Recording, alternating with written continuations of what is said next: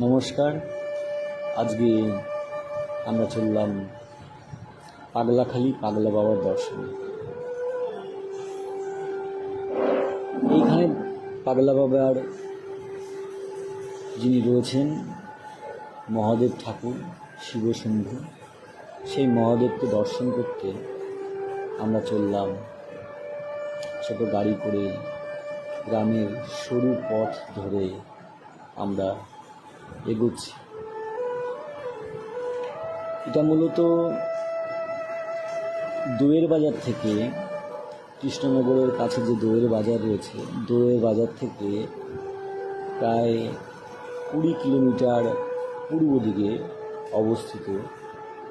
গ্রাম পেরিয়ে একদম প্রত্যন্ত গ্রাম, প্রত্যন্ত মাঠ, আশেপাশে প্রায় 5-7 কিলোমিটারের মধ্যে কোনো তেমন বাড়িঘর নেই। শুধু পাগলা বাবাই এখানে থাকেন। পাগলা বাবার মন্দির কমিটি এখানে এনারা থাকেন এবং লোকে মুখে শোনা যায় যে সন্ধ্যার পরে এখানে কেউ থাকেন না। দিনের বেলায় মেলা হয়, সোম এবং বৃহস্পতিবারে জাঁকজমক করে পুজো হয় এবং প্রচুর ভিড় হয়। পাগলা বাবার এখানে যারা মানত করেন, কথিত আছে সকলেরই মানত পূর্ণ হয়।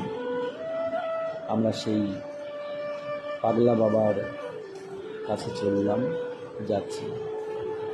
এক অপরূপ প্রাকৃতিক বৈচিত্র্যময় সৌন্দর্য আমরা লক্ষ্য করছি।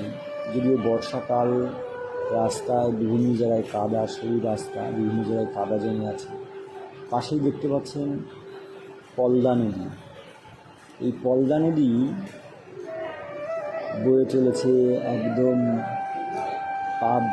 পাগলা বাবার মন্দিরের পাশ দিয়ে,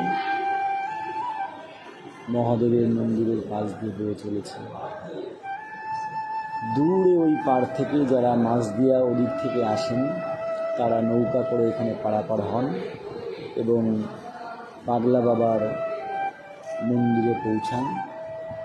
আমরাও একদমই পৌঁছে গেছি মন্দিরের খুব কাছে, পাগলা বাবার মহাদেবের দর্শনে।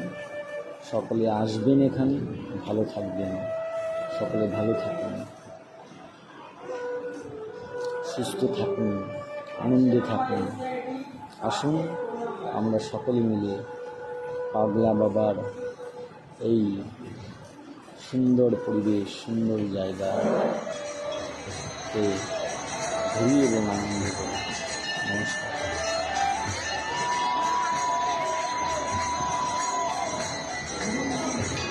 চলুন আমরা সকলে মিলে পাগলা বাবার দর্শন করি, ভোলানাথের পুজো করি।